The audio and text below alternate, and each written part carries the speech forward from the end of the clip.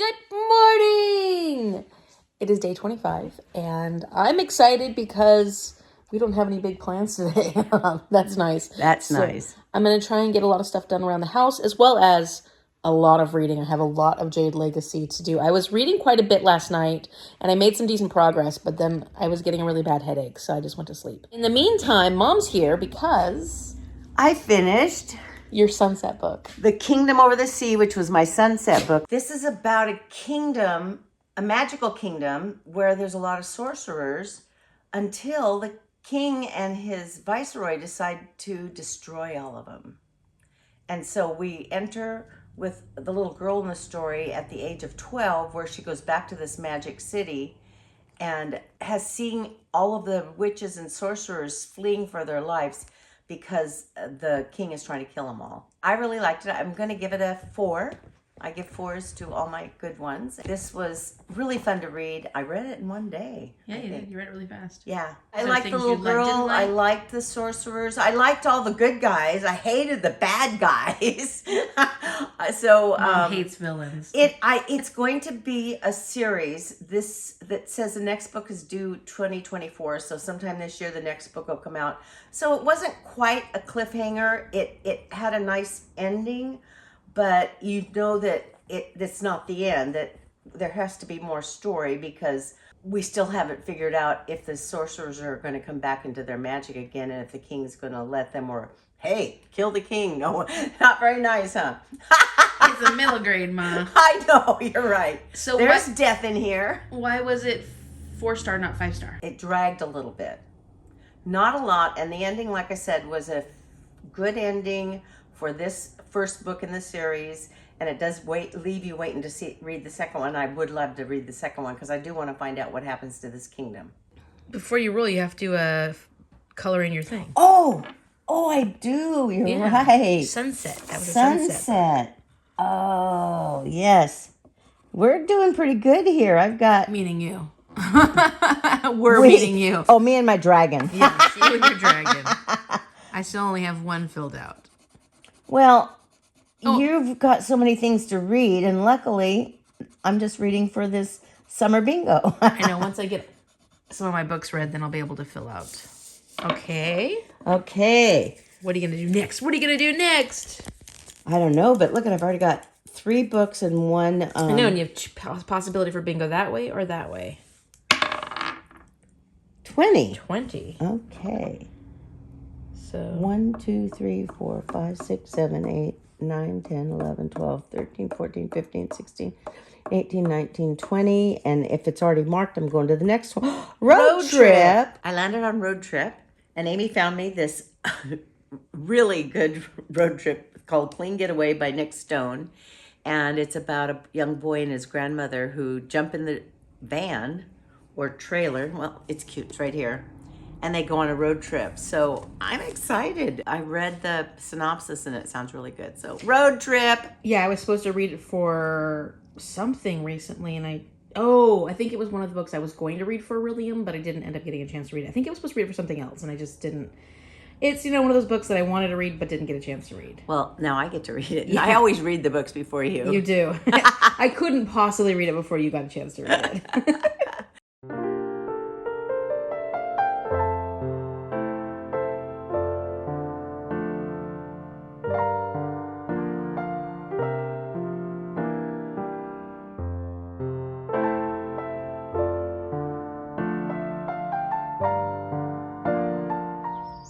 It is a stunning morning, and there are so many wildflowers blooming right now.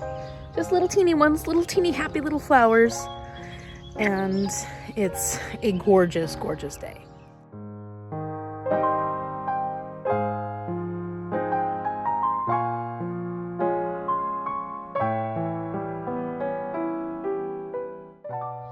There's also a lot of mosquitoes feasting today too, though.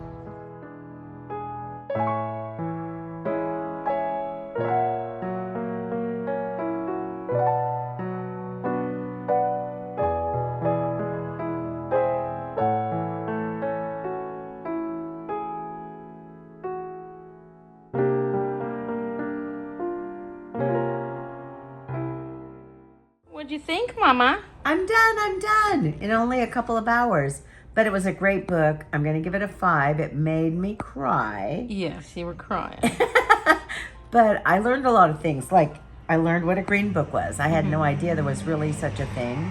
And I learned what a sundown town was. And there was a lot of twists and turns in here I didn't expect. So it was a really good book. It deserves a 5. Oh, this was such a good book. Yay! I'm glad you loved it. Yeah. Yeah, well, I told Mom I'm living vicariously through her because she's getting through these books so quickly, and it's going to take me a lot longer, so we get to enjoy Mom's journey. Yeah, but it looks, I don't know when I'm going to get a bingo. True, you're not yet close. But neither are you and Jordan, so I'm not going to worry about it. Don't worry about it. Okay. Come on, magic number. 5. 1, 2, 3, 4, 5. You're still not anywhere close. Not getting close. Shells. Hey, we have that book. I already have the book. It's funny because Amy was thinking about shells and wondering what kind of book. And she goes, I've got a book that says shell in it. So she went and found this book. It's written by my cousin's friend. And it's a thriller. It's like a political thriller. Yeah. So it'll be interesting to read something that my cousin gave us because he's so excited that his friend wrote it. So yeah. And his normal genre is horror, but he said he really liked this, so we'll see how it goes. You know what shell game is? That game where you put a shell, you have these 3 coconuts, you put a shell under it and you move them around and you kind of con people out of their money. I wonder if that's what this is about. Thing. Yeah, shell game is a con. What's the author's name? K.H. Bixby. Perfect. So that's a short one too, so you'll probably get that one done in no time. I bet you this is not a kid's No, book. it's not a middle grade. So I just finished reading 2 middle grades, so this may take longer. Okay, sitting down to read, and I'm looking at where I finished last night, 394. So my 53 pages for yesterday would have been right here. I almost read my whole 53 pages yesterday, so I did pretty good last night when I went to bed. I stayed up for a little while and read. Don't mind my stunning look. I just finished doing a whole bunch of yard work and took a shower. So I'm gonna finish that one chapter, which will have completed all my Jade Legacy that I needed to read for yesterday. And then I'll do my hour of this next. Oh, I haven't even set that yet. Let's see. There we go. My hour of this next, and then I'll read the other 53 pages that I need to read. And that'll be all my reading for the day. I'm almost done editing my vlog. I just need to do my final edit. Like, I edited everything, then I usually go back through once and just do all my final little tweaks, and then I can start getting that rendered and uploaded and all that fun stuff. So I'm actually doing pretty good for the day, and hopefully that'll give me a chance to maybe relax this afternoon a little bit. What's that mean? What's relax? All right, so it is almost 8:30 at this point, and my video is ready. It's edited, and I've done not everything I needed to do today, but I did a lot. And I was working on laundry. I have 1 hour left of devolution, and it has gotten gruesome. It's gotten really gruesome. It's horror, right? Or at least I think it's a horror. It's meant to be horror. It is written like it is a horror because it has gotten quite detailed in some of the things that are happening. And I just want to forewarn you, if you go into this, that there's some moments that have a lot of impact as far as visualization. And it's pretty extreme. I still don't know how I feel about this. I'm enjoying it way more than I thought I was going to. I'm definitely enjoying it way, way more than I enjoyed World War Z. But now I'm still curious if I need to go back and reread World War Z and see if this was something I didn't enjoy because it was a timing thing, a certain time in my life. I don't know. It's not going to be a 5-star read for sure, but I am enjoying the pace of this. It's paced really well. There are little bits added in there that are like commentary from outside perspectives. Like, for example, one of the local forest rangers or different news clippings or things like that that are added in. And sometimes I feel like it's really relevant. And sometimes I feel like there's an occasional insert that I don't understand why it was added in. And I feel like it's interesting, but at the same time, it's a little distracting, or at least that's where I start losing a little bit of interest, is when we have these inserts of a specific type of media or information that is added in to add to the story, but for me, it pulls me out of the story. So it'll be interesting to see how things continue going within the last hour, because I only have an hour left, and I feel like we're just finally getting into the thick of the action, and it just seems like there's only an hour left, because it's felt like a lot of buildup to get to this point, and now it's just going to end pretty soon. So we'll see. We'll see how it all gets tied together and wrapped up, because that just seems like not very much time left over to really focus on what we have going forward. I have finished my hour of Wuthering Heights, and I'm currently on page 53. And so far, this is starting with a gentleman named Lockwood who comes to take over the Thrushwood Grange. Is it the Thrushwood Grange? It's part of Wuthering Heights. Wuthering Heights is the main estate, I think. And then Thrushwood Grange, or is the Grange the main? No, it's Wuthering Heights. He's a tenant who's coming to live in the Grange. And he's excited about living out in the country. He's excited about living on his own. He's someone who doesn't believe that he's very sociable. But when he starts interacting with Heathcliff and the different family members that live within Wuthering Heights, like on his first day there, and then the next day he comes to visit for breakfast or lunch. Was it breakfast? I can't remember. He comes to visit again, and their behavior is atrocious. They're really unfriendly.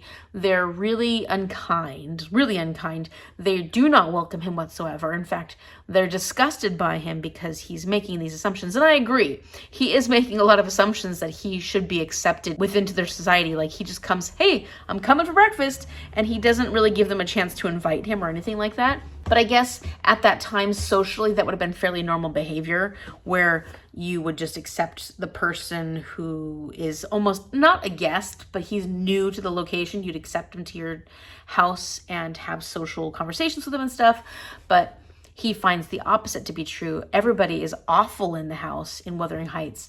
They treat him horribly, and they turn him out in the middle of a snowstorm. Well, he finally is able to stay at the house, but he ends up sleeping in this room that causes him to have these really bad nightmares about this woman named Catherine. And this kind of is the beginning of this tale, because Heathcliff has such a big reaction to Mr. Lockwood having these nightmares. Then when Mr. Lockwood goes back to the Grange, he asks the housekeeper if she will explain what is going on with Heathcliff and the different people that live within that household. And then, of course, she's like, sure, I'll tell you the story. And we're going forward now, like that was all the introduction. We're going forward now where she's telling the story of Heathcliff and Catherine and some of the other people within this history of what happened to Heathcliff, the Earnshaws and the Lintons. They definitely had a very interesting upbringing. I mean, none of the people in this are very likable at all. Like, none of them are likable at all. There's not one character in here that I would say, oh, I really like them. They're sweet or they're kind, or everybody is super unpleasant. They're really unpleasant. And I don't know if that car was going really fast. It's 25 miles an hour here. People need to chill out. Sorry. It just irritates me. I imagine that the intention is that I'm not supposed to like these characters, right? I'm not supposed to like them, because I really don't. And I don't see who am I supposed to root for when they're all pretty shitty? But I feel like that was Emily Bronte's intention. This is a Gothic story, and you can see the aspects of it that are Gothic. The writing is not maybe my favorite writing from this time period. I'm enjoying it, but I have read other authors from this time period whose writing I just like a little bit more. And I don't know if that's just specifically Emily Bronte, or maybe if it is the story. Like, the story is not as entertaining to me as other stories, other Gothic stories at this time. It's still interesting, and I still keep pushing forward, seeing what the whole intention of this story is. Like, what is the real intention of this? Because there isn't a huge plot at this point. We're just getting to know this guy named Heathcliff who was adopted by this family, the Earnshaw's family, and his friendship with Kathy. There's not a lot of stakes at this point. You know, there's not a lot of things that are occurring that are going to be like, oh, what's going to happen next sort of thing. So I know it's about their love. It's about the love of Heathcliff and Kathy. But are there going to be obstacles? I mean, there are some familial obstacles at this point. Kathy's brother's a bit of a jerk, like a big time jerk, but so is everybody. Like, everybody's a jerk in this. Am I going to like anything about the people and the story and what's going on? Because, you know, if you really don't care about characters, then you don't really care about what happens to them. So I am hoping that I start at least forming attachments to them, even if I still view them as icky characters, you know, like, because you can also enjoy icky characters. You can enjoy characters that are not the most pleasant of people. I just don't know how interesting they are at this point yet. So still have plenty of time to find out. I haven't yet gotten into Jade Legacy at all today. I will do that. I have my 73 pages I have to read of that today. But first I want to get that hour finished of Devolution, and I'm going to work on my laundry some more since it sounds like the dryer went off. So I'm ready to go do some more folding and dealing with clothing and listening to the gruesomeness that is Devolution and figuring out what's going to happen in the long run, what's going to happen at the end. Maybe I won't even know. Like, it's probably one of those books where you don't actually know what happens. You just make assumptions. I have no clue. I completely forgot to sign out, of course. So I'm going to do that here, and I will tell you all about Devolution and my final thoughts if I can.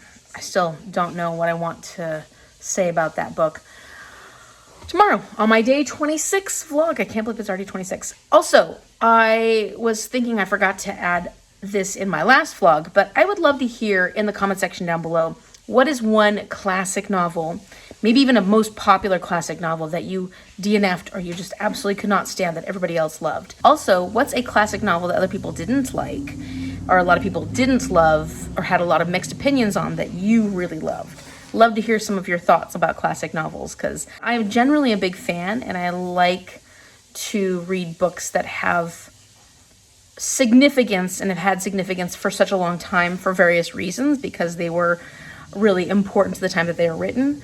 But occasionally they just don't work, and occasionally I'm not in the right mindset for it either. So I'm really curious your thoughts on classics. If you like this video, give it a big thumbs up and subscribe so you can see what happens on day 26, which is today, but it's not really yet for you. Well, for this vlog, and today's day 25. Thank you so much for watching. I will see you later.